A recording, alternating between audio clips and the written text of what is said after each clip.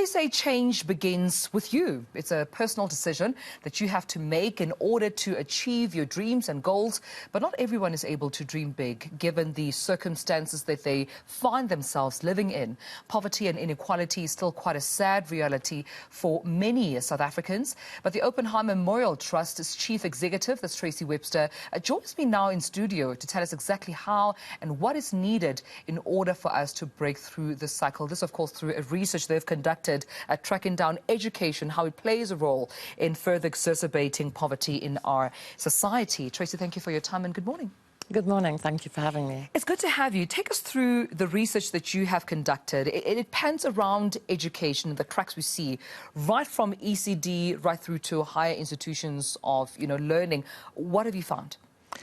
So I think what we wanted to show is the entire value chain of education. If you don't make sure that every child has access to ECD, we have very limited coverage. About 35% of our children access ECD, early child learning, and about 55% of the 35 that actually access it receive very poor quality ECD, and so by the time they start grade R, there are already multiple learning losses. Yeah. You then go into your foundation phase, and unfortunately the PILS results this year tell us that 81% of our children by grade 4 cannot read for meaning, irrespective of what language they were taught in. And then if you don't have that, it's very difficult to be able to grasp any other education that is piled on top of those losses. Yeah. And so the ANAs tell us that the results at grade 4 really mirroring what's coming out in matric. So now those, children that are lucky enough to go to university, they're coming with all of these backlogs. And now the university is overburdened. They have to develop bridging programs, wraparound services. And unfortunately, 1 in 10 children that start matric end up in university, and 0.5 complete their first degree within 6 years. So that shows you how, the issues that they're facing are firmly rooted in our basic education and ECD. Yeah. And then there's been a lot of budget cuts for postgraduate training, or masters, PhDs, postdocs, etc., and your research and development, and that has a massive impact on our economy and our competitiveness as a country.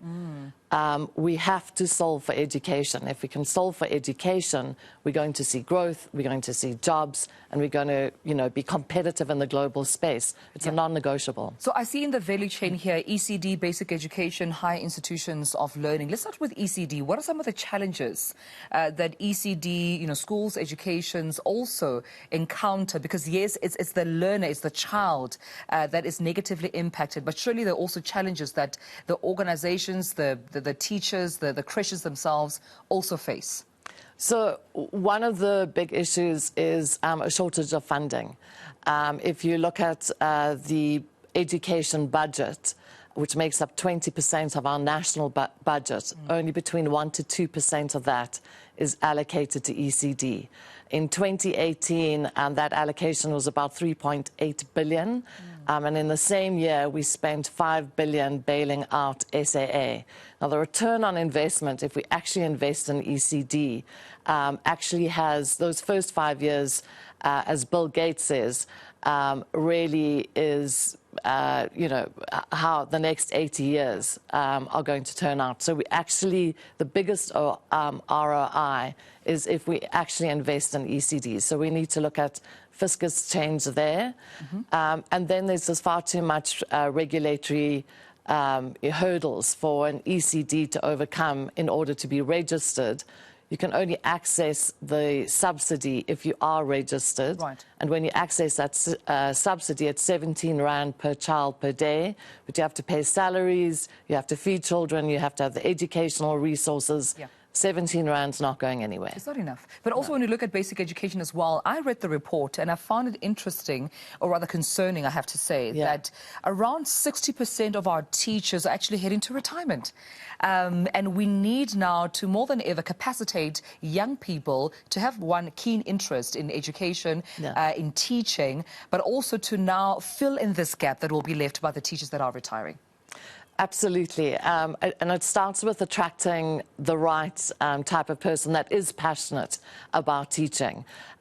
So that's the first thing. But actually how we're preparing our teachers is critical, because we believe we've got a once-in-a-generational opportunity to, flood the basic education system with dynamic, tech-enabled, quality teachers, which means really unpacking how we teaching teachers about content knowledge and pedagogy, how to set up your classroom.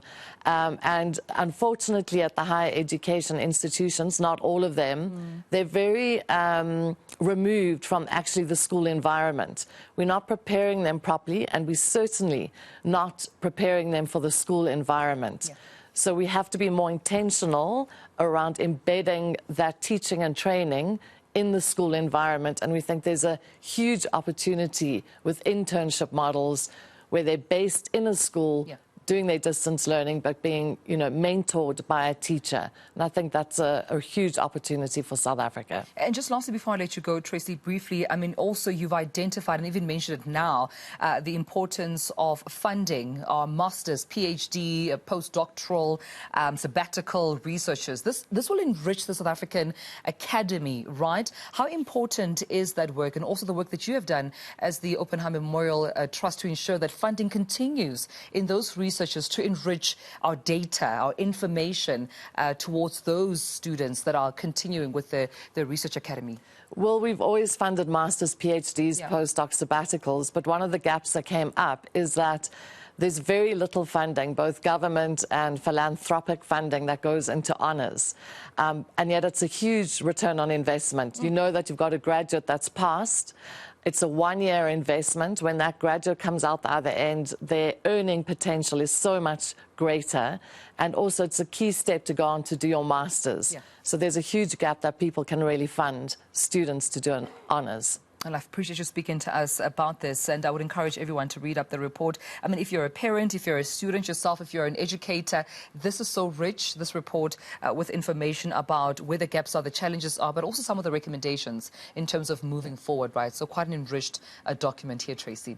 Yeah, we're very excited about the opportunities, and I think if we can really mobilize, it's going to take, every actor within the entire ecosystem to come together to ensure we can fix our education system. The opportunities abound, but the long-term return on investment for the country is very exciting. Thank you so much, Tracey, for joining me. It's a pleasure having you right here on Newslink. Tracey Webster from the Oppenheimer Memorial Trust, taking me through this report that I would really encourage everyone to read, the Education Research Report, the latest one, just recently, just a couple of days ago, being launched. You can go to the omt.org.za website and make sure that you read more on it.